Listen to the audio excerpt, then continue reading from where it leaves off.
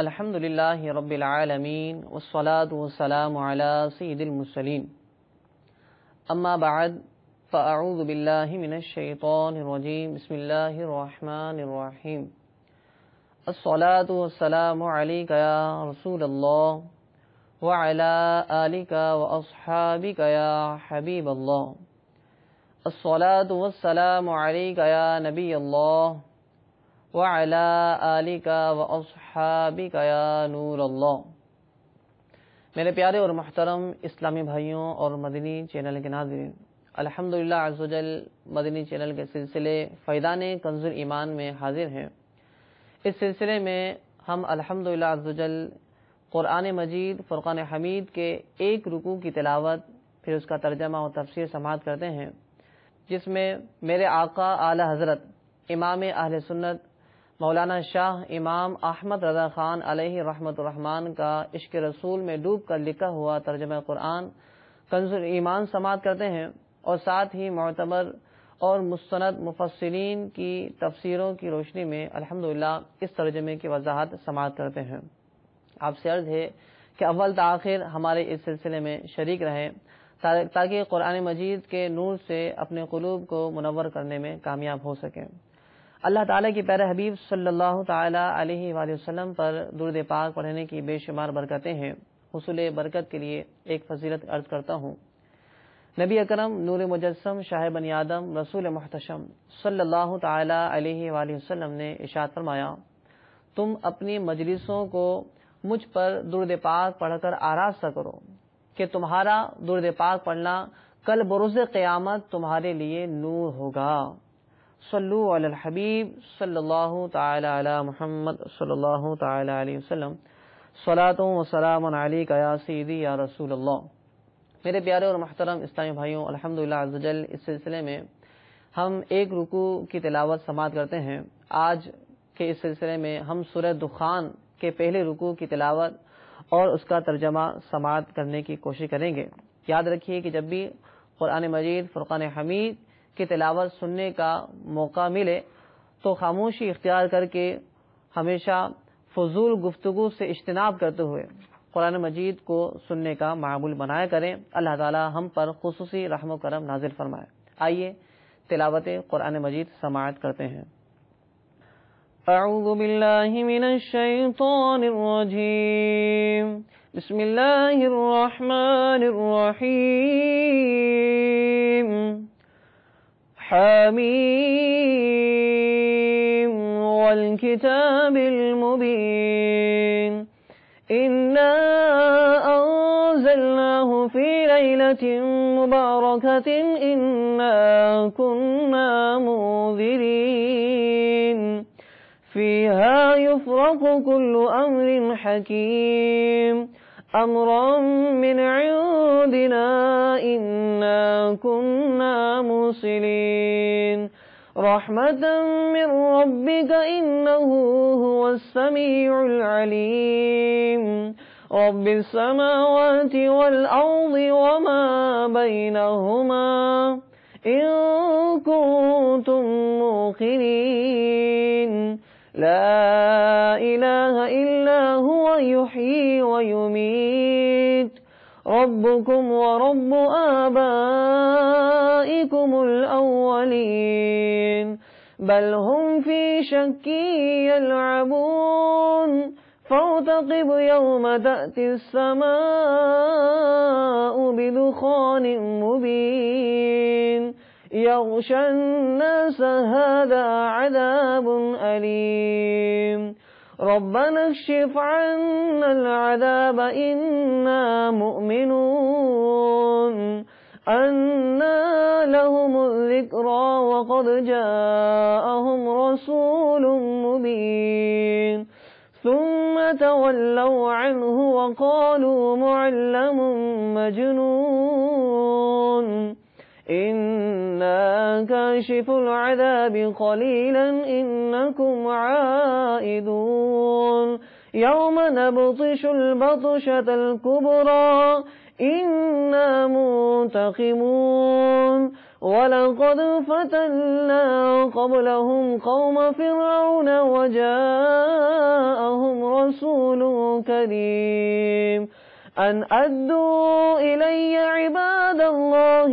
إني لكم رسول أمين وأن لا تعلوا على الله إني آتيكم بسلطان مبين وإني عذت بربي وربكم أن ترجمون وإن لم تؤمنوا لي فاعتزلون فدعا ربه أن هؤلاء قوم مجرمون فأسر بعبادي ليلا إنكم متبعون واترك البحر رهوا إنهم جند مغرقون كم تركوا من جنات وعيون وزروع ومقام كريم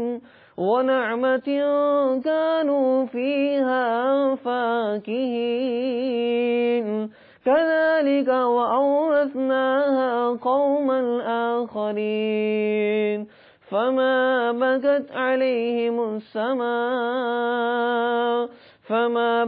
عليهم السماء والأرض وما كانوا منظرين آمنت بالله صدق الله العظيم صلوا على الحبيب صلی اللہ تعالی علی محمد صلی اللہ تعالی علیہ وسلم صلاۃ و سلام علیک یا سیدی یا رسول اللہ۔ پیارے اور محترم اسلامی بھائیوں اور مدنی چینل کے ناظرین، الحمدللہ عز و جل ابھی ہم نے سورہ دخان کے پہلے رکوع کی تلاوت سننے کی سعادت حاصل کی۔ یہ سورت مکہ المکرمہ میں نازل ہوئی۔ اس میں 3 رکوع اور 59 آیتیں ہیں۔ اللہ تبارک و تعالیٰ کے پیارے حبیب صلی اللہ تعالی علیہ وآلہ وسلم نے اس سورہ مبارکہ کی فضیلت بیان فرمائی۔ چنانچہ ترمذی شریف کی حدیث موجود ہے، سیدنا ابو ہریرہ رضی اللہ تعالیٰ عنہ روایت کرتے ہیں، آقا دو عالم صلی اللہ تعالی علیہ وآلہ وسلم نے ارشاد فرمایا، جس شخص نے رات کے وقت سورہ حامیم الدخان کی تلاوت کی تو 70,000 فرشتے صبح تک اس کے لیے استغفار کرتے رہتے ہیں۔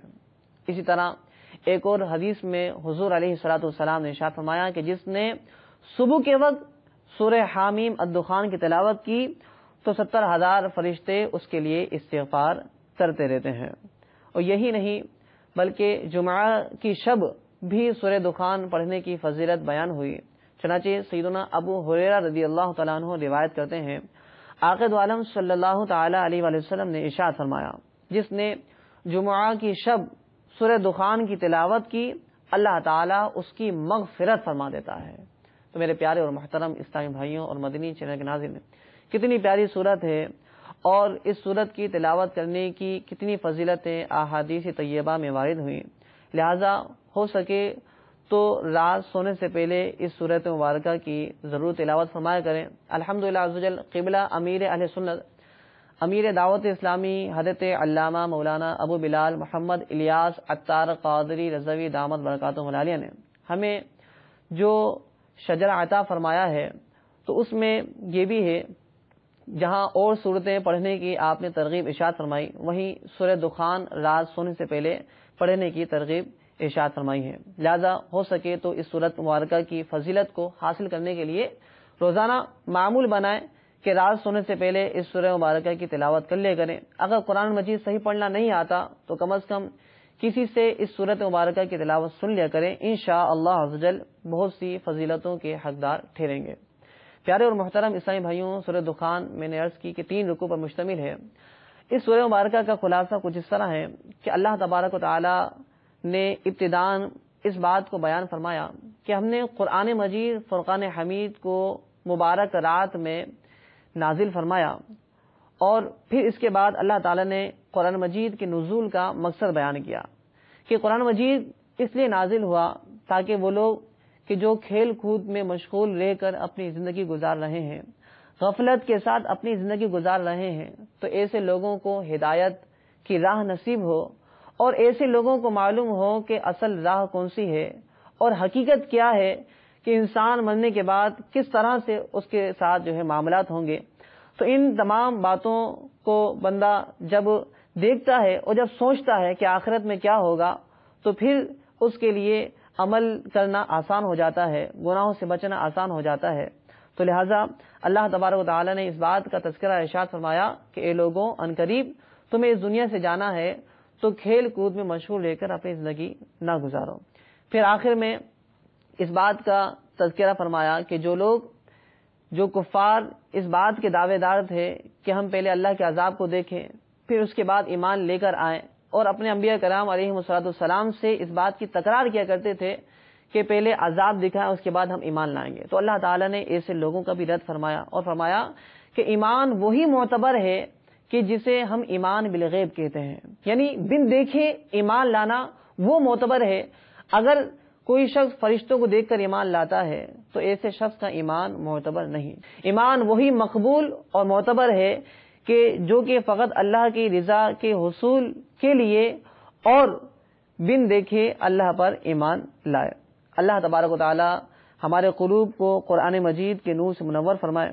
آئیے اب اس سورہ مبارکہ کے پہلے رکوع کا ترجمہ اور تفسیر سماعت کرتے ہیں۔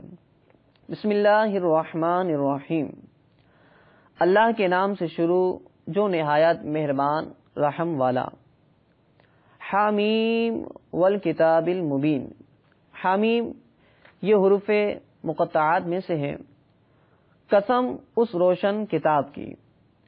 انا انزلناہ فی لیلۃ مبارکۃ انا کنا منذرین۔ بے شک ہم نے اسے برکت والی رات میں اتارا، بے شک ہم ڈر سنانے والے ہیں۔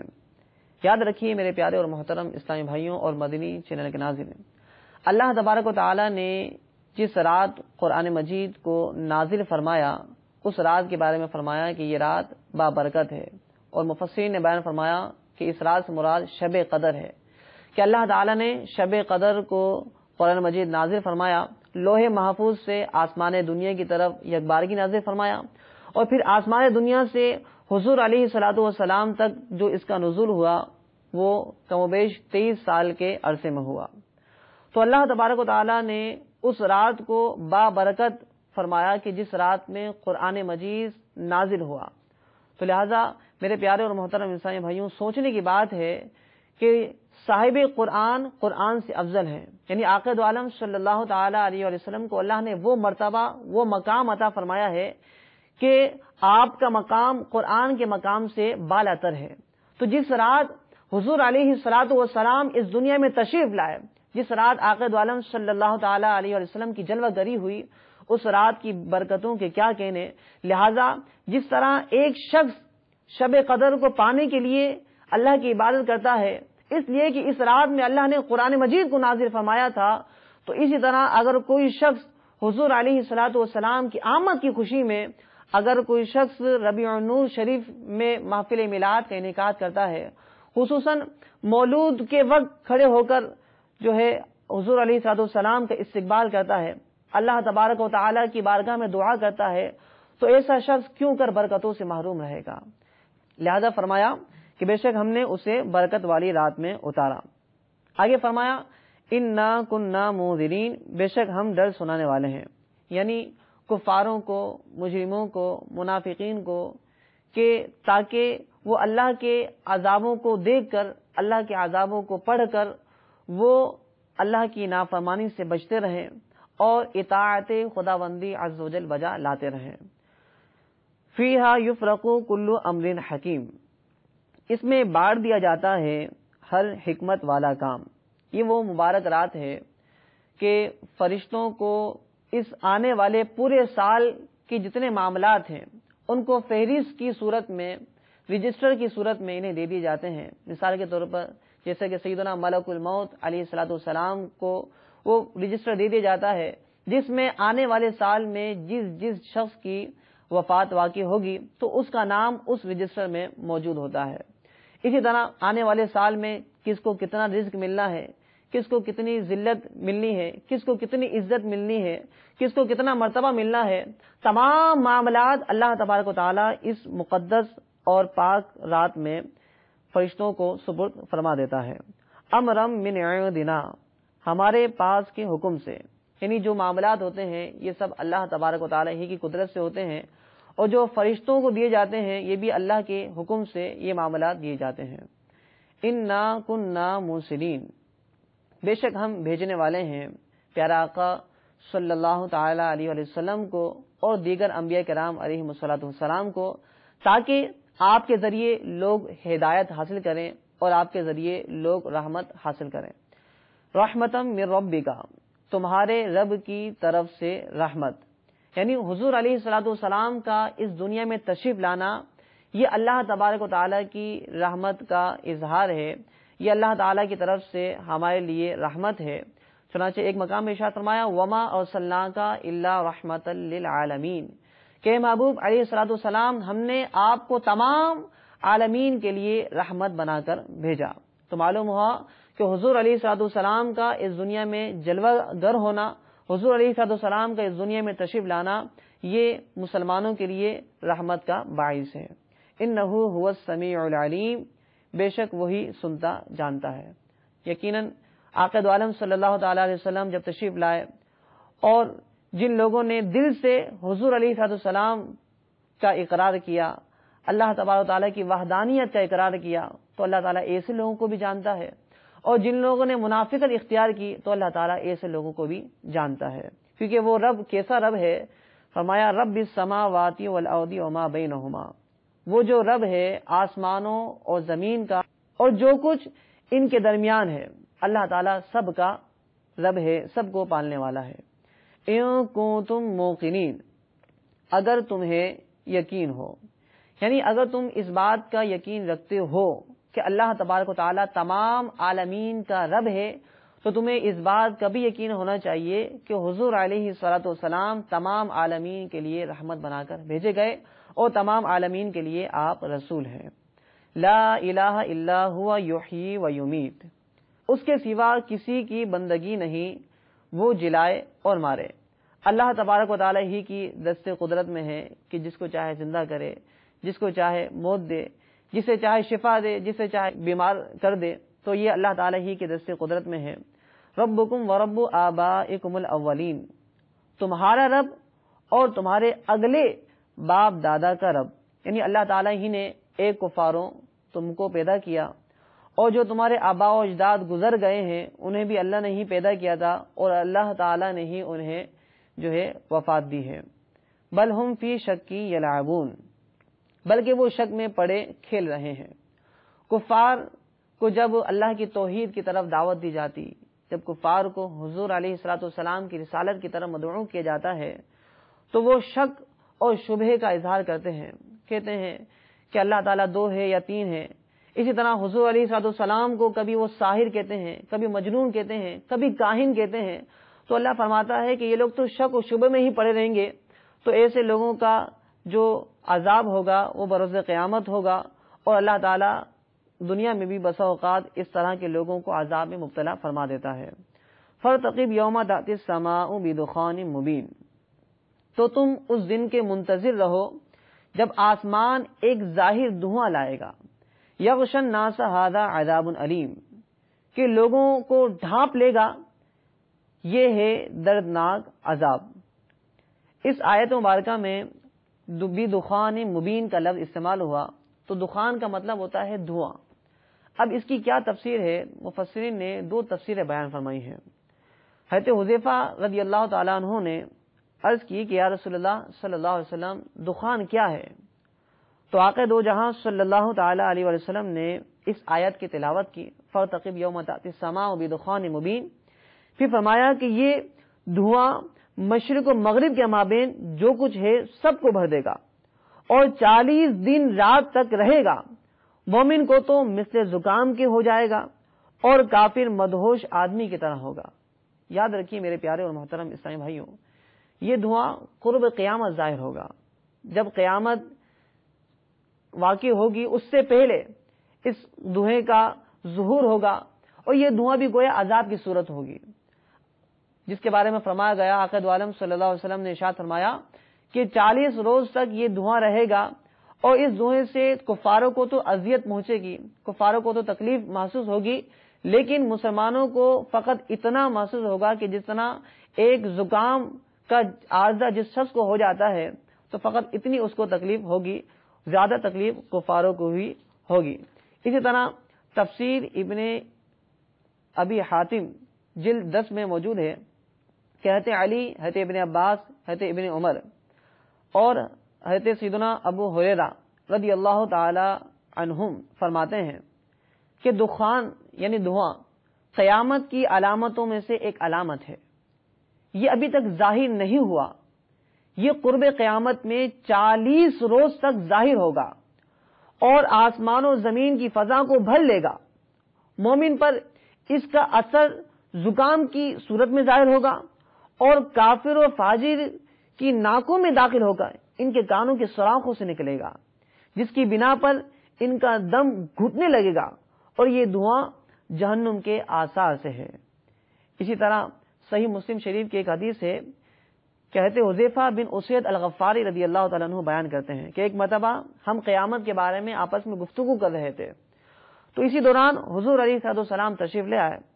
آپ نے فرمایا کہ تم کس چیز کے بارے میں مباحثہ کر رہے ہو؟ تو ہم نے کہا کہ قیامت کے بارے میں۔ تو آقا دو جہاں صلی اللہ علیہ وسلم نے فرمایا کہ قیامت اس وقت تک نہیں آئے گی جب تک 10 نشانیاں نہ دیکھ لو۔ نمبر 1 دھواں، کہ قیامت کے قائم ہونے سے پہلے ایک دھواں ظاہر ہوگا جو کہ مشرق و مغرب سب کو بھر دے گا، اور وہ گویا کفار کے لیے ایک عذاب کی صورت ہوگا۔ نمبر 2 دجال کا ظاہر ہونا۔ نمبر 3 دابۃ الارض کا نکلنا۔ نمبر 4 سورج کا مغرب سے نکلنا۔ ابھی تو مشرق سے نکلتا ہے، مغرب میں غروب ہوتا ہے، لیکن جس دن سورج مغرب سے نکل گیا تو اس وقت قیامت قائم ہو جائے گی۔ نمبر 5 حضرت عیسیٰ بن مریم علیہ السلام کا نازل ہونا۔ نمبر 6 یاجوج ماجوج کا نکلنا۔ نمبر 7 3 بار زمین کا دھسنا، مشرق میں، مغرب میں اور جزیرہ عرب میں۔ اور نمبر 10 قرب قیامت ایک آگ نکلے گی جو لوگوں کو ہانک کر میدان محشر کی طرف لے جائے گی۔ تو یہ 10 علامتیں ہیں جن کے بارے میں آقا دو جہاں صلی اللہ تعالی علیہ وسلم نے ارشاد فرمایا کہ جب تک یہ 10 علامتیں ظاہر نہ ہو جائیں اس وقت تک قیامت قائم نہ ہوگی، جن میں سے فرمایا گیا کہ دھوئیں کا ظاہر ہونا، اور یہی قیامت کی علامت ابھی ہم نے قرآن مجید کی اس آیت سے سماعت کی۔ یہ تو تھی پہلی تفسیر کہ جس میں فرمایا گیا کہ قرب قیامت میں دھواں ظاہر ہوگا جو کہ عذاب کی صورت ہوگا کفار لوگوں کے لیے۔ لیکن بعض لوگوں نے بیان فرمایا کہ یہاں جو دخان کا لفظ آیا ہے اس سے مراد یہ ہے کہ کفار کی بھوک کی کیفیت کو بیان کرنا مراد ہے، جیسے کہ سیدنا ابن مسعود رضی اللہ تعالیٰ عنہ نے فرمایا کہ دخان سے مراد کفار کی بھوک کی کیفیت ہے، کہ جب نبی کریم صلی اللہ تعالی علیہ وسلم نے ابتدائے زمانہ اسلام ان پر مسلسل کوشش کی اور ان کی طرف سے مسلسل سرکشی اور ہر درمی کی وجہ سے ان کے خلاف دعا کی تو ان پر قحط آ گیا۔ بھوک کی شدت میں جب وہ آسمان کی طرف دیکھتے تو آسمان انہیں دھوئیں کی طرح نظر آنے لگا۔ پھر اللہ تعالی نے حضور علیہ السلام کی دعا کی برکت سے ان کی اس کیفیت کو دور کر دیا۔ اور یہ بات صحیح بخاری شریف کی حدیث نمبر 1007 میں موجود ہے کہ حضرت عبداللہ ابن مسعود رضی اللہ تعالیٰ عنہ روایت کرتے ہیں کہ جب نبی کریم صلی اللہ تعالی علیہ وسلم نے یہ دیکھا کہ مشرکین آپ کے پیغام توحید سے اعراض کر رہے ہیں تو آپ نے ان کے خلاف دعا کی کہ اے اللہ ان پر قحط کے ایسے سال مسلط کر دے جیسے حضرت یوسف علیہ السلام کی قوم پر قحط کے 7 سال مسلط کیے تھے۔ پھر کیا ہونا تھا، ان پر قحط آ گیا، ان کے تمام کھیت جل گئے، حتیٰ کہ انہوں نے جانوروں کی کھالوں کو، مردار جانوروں کو اور مردہ انسانوں کو کھایا۔ ان میں سے کوئی شخص اگر آسمان کی طرف نگاہ اٹھا کر دیکھتا تو اسے بھوک کی شدت کی وجہ سے آسمان دھوئیں کی طرح دکھائی دیتا تھا۔ پھر آپ صلی اللہ تعالی علیہ وسلم کے پاس ابو سفیان آ کر کہنے لگا، یا محمد صلی اللہ علیہ وسلم، آپ اللہ کی اطاعت اور صلہ رحمی کا حکم دیتے ہیں اور آپ کی قوم قحط سے ہلاک ہو رہی ہے، آپ اللہ سے ان کے حق میں ان کے بارے میں دعا فرمائیں۔ چنانچہ پھر اللہ تعالیٰ نے یہ آیت نازل فرمائی اور آپ کی دعا کی برکت سے الحمدللہ عز و جل اس عذاب کو دور کر دیا گیا۔ فرمایا آگے ربنا اکشف عنا العذاب انا مؤمنون، اس دن کہیں گے اے ہمارے رب ہم پر سے عذاب کھول دے، ہم ایمان لاتے ہیں۔ یعنی جب قرب قیامت جب دھواں ظاہر ہوگا، یہ عذاب کی صورت ہوگی، تو یہ کفار کہیں گے رب کریم ہم سے اس عذاب کو دور کر دے، ہم تجھ پر ایمان لے آئیں گے۔ انا لہم الذکری وقد جاءہم رسول مبین، کہاں سے ہو انہیں نصیحت ماننا حالانکہ ان کے پاس صاف بیان فرمانے والا رسول تشریف لا چکا۔ یعنی اللہ تعالیٰ نے فرمایا کہ رسول ان کے پاس تشریف لایا، بڑے بڑے معجزات دکھائے، انہوں نے اپنے رسول کی بات کو نہیں مانا، تو اگر اس عذاب کو دور بھی کر دیا جائے تو اب یہ کیسے ہم پر ایمان لے کر آئیں گے؟ ثم تولوا عنہ وقالوا معلم مجنون، پھر اس سے روگرداں ہوئے اور بولے سکھایا ہوا دیوانہ ہے۔ یعنی یہ لوگ کہنے لگے کہ آقا دو عالم صلی اللہ علیہ وسلم کو یہ باتیں اللہ نہیں بتاتا، بلکہ یہ لوگوں سے سن کر ہمیں بتاتے ہیں۔ معاذ اللہ ثم معاذ اللہ۔ انا کاشف العذاب قلیلا انکم عائدون، ہم کچھ دنوں کو عذاب کھولے دیتے ہیں تو پھر وہی کرو گے۔ پیارے اور محترم اسلامی بھائیوں، ایسا ہی ہوا کہ اللہ تعالی نے جب ان پر قہر سالی کو ختم کر دیا تو پھر انہوں نے وہی کفر و شرک اختیار کیا۔ جیسے کہ ابن مسعود رضی اللہ عنہ روایت کرتے ہیں کہ جب کفار قریش پر قحط کا عذاب مسلط کیا تو انہوں نے وعدہ کیا کہ اگر ان سے قحط کا عذاب دور ہو گیا اور بارش نازل ہوگی تو ہم ایمان لے آئیں گے، لیکن جیسے ہی ان سے قحط دور ہوا، بارش نازل ہوئی، تو یہ واپس اپنے کفر کی طرف لوٹ گئے۔ تو اللہ تعالی نے یقیناً صحیح فرمایا کہ اگر ہم ان پر سے عذاب کو دور بھی کر دیں پھر بھی یہ ہمارے نافرمان ہی رہیں گے۔ یوم نبطش البطشۃ الکبریٰ انا منتقمون، جس دن ہم سب سے بڑی پکڑ پکڑیں گے، بے شک ہم بدلہ لینے والے ہیں۔ یعنی قیامت کے دن ان کی سخت ترین گرفت کی جائے گی۔ وَلَقَدْ فَتَنَّا قَبْلَهُمْ قَوْمَ فِرْعَوْنَ وَجَاءَهُمْ رَسُولٌ کریم، اور بے شک ہم نے ان سے پہلے فرعون کی قوم کو جانچا اور ان کے پاس ایک معزز رسول تشریف لایا۔